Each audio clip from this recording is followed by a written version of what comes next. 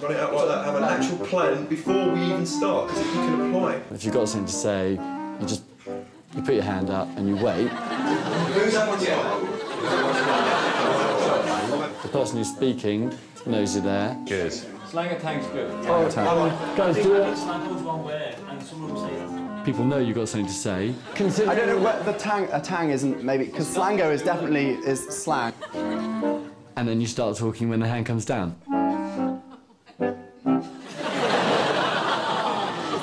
It's a brilliant system. This is going to revolutionise business. And do you know who'd love this system? Do you know schools? This kids all over the country, well, they'll get this really quickly, this idea. Yeah, fantastic. Now, Tom, you have a first-class honours degree, master's degree in mechanical engineering with innovation design and management. You're also dyslexic. Indeed, yeah. Which I presume was both a problem and in some way can create an interesting way for your mind to work. Right? Exactly. I was in some ways very lucky. From a young age, I was really bad at certain things, which meant that I was always going to do science, engineering, design. And then I discovered that actually I seemed to be better than other people, possibly because if I had an idea, I could basically make it in my brain. I could visualise it, I could start spinning it around, I could look at it and work out how it would be made. And I've discovered that other people, not everyone can do that, which is really handy. So, yeah, dyslexia for me has always been a massive positive. And I was so lucky because computers came out at the time where I was having to start write essays. And actually my first ever computer my granddad gave me was a Amstrad 1512.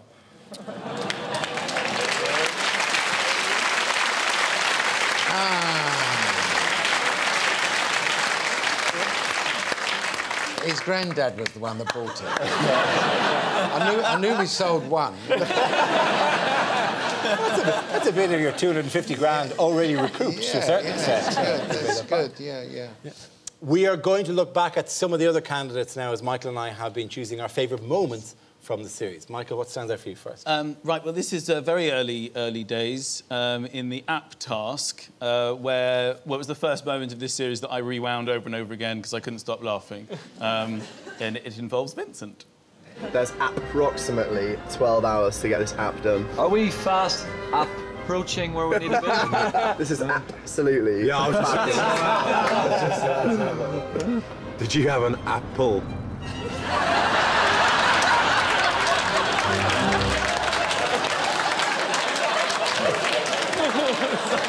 Sorry. What makes that so wonderful is it's Leon's face at the end, just Nice moment. The first one I particularly loved, and mainly because it is my local... You know, I go into this place regularly to get stuff, and I was going, what are they doing in my dry cleaners? Because of the name of your business, as a somewhere where we would get a top hat from. Not around here, no. Especially not from Top Hat Dry Cleaners. Of course, yeah. No, of course. Excuse me. Okay, cheers.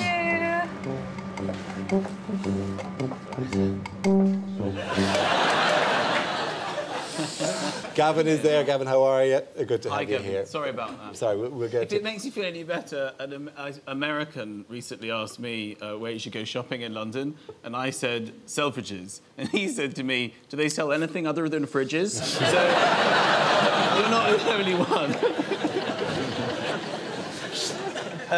What else? OK, well, this is Leon. Oh, hi, Leon. This is in the boardroom. I think it just shows how people fight for their life in the boardroom. They will say anything positive that they might have done in order to gain favour with Lord Sugar, and this, for me, took the emergency biscuit. Leon, it's more Leon, you're sitting here quietly and letting her do all the talking. Okay. You're making it easy for me because, you know, there's the door, and that's where you can be out very, very quickly. So you better speak up now. I drew a picture of a teapot with a light.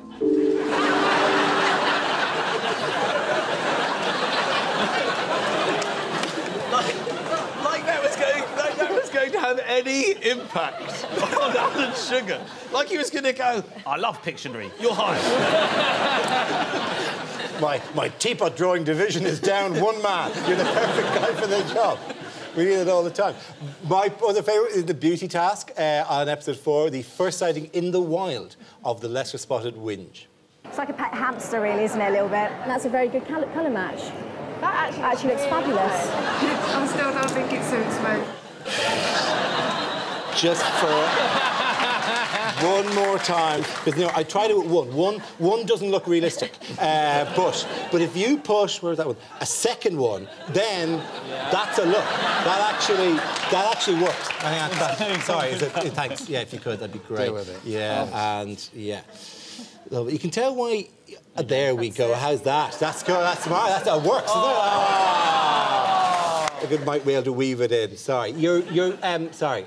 Your next clip doesn't feature the candidates, though, does it? Oh, right, yes. This was the beginning of every episode, and I always laughed at this to myself because I didn't think it reflected well on the standard of the candidates this year, that at the beginning of every show, it looked like Lord Sugar was seriously considering suicide.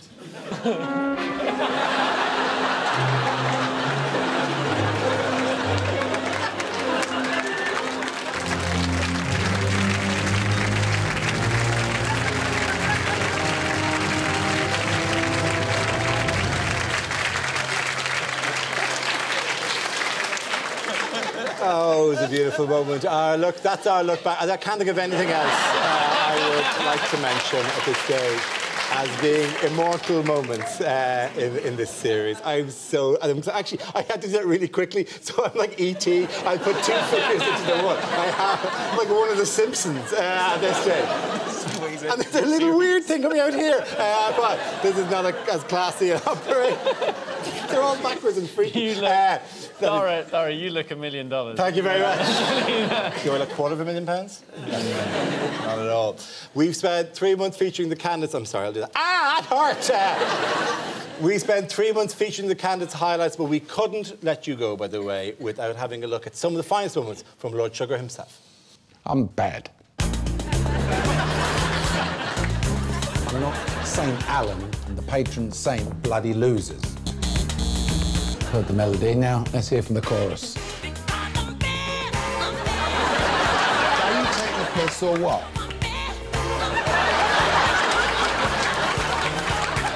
You lost the spray tan. Looks like Vincent had one before you lost it, is that right? Oi, who wanted a nacho?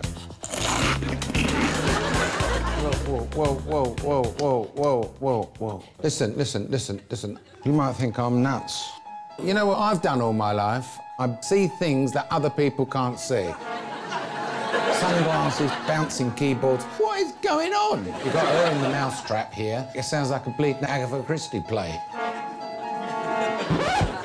Am I done? We really have to stop meeting like this. You're like a couple of stalkers. I think I keep seeing these YouTube. Who's bad?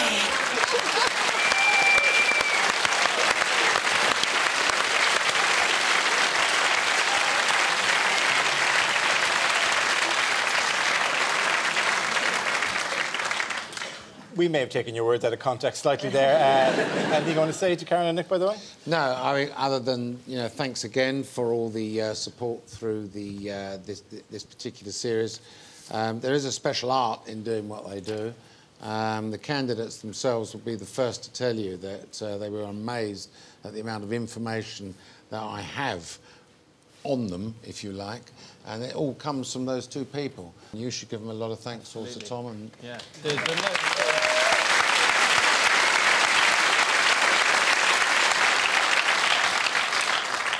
Tom, you've been a real star during this series, and you have won the big prize, so it seems pointless to add something, but I like to give a gift. And, your whole business plan was about a chair and a special magical chair, and there was one chair that we thought we'd let you, just as inspiration, take away. The chair you spent most... Not actually the boardroom chair. No, not the chair from the boardroom.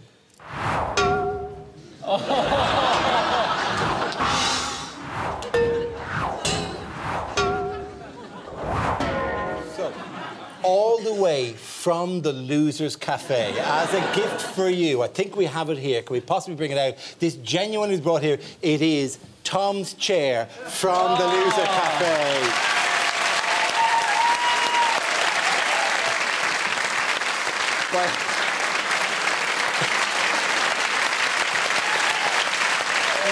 No, please, take it with our blessings.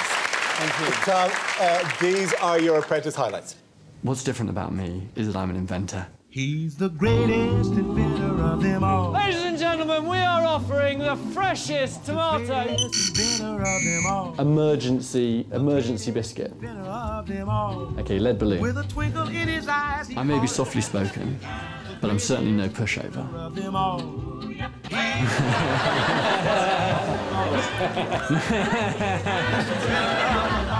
Tally-ho, my dear boys. Brilliantly British. £5. £5? Nice work, Tomo. He's really, really sweet. He's very logical. An upbeat spread. This is your captain speaking. Quite old-fashioned. Tom is a true gent. That's a much better reaction than I was expecting. Thank you very much. Ladies and gentlemen, the winner of The Apprentice 2011, Tom Pelleroth.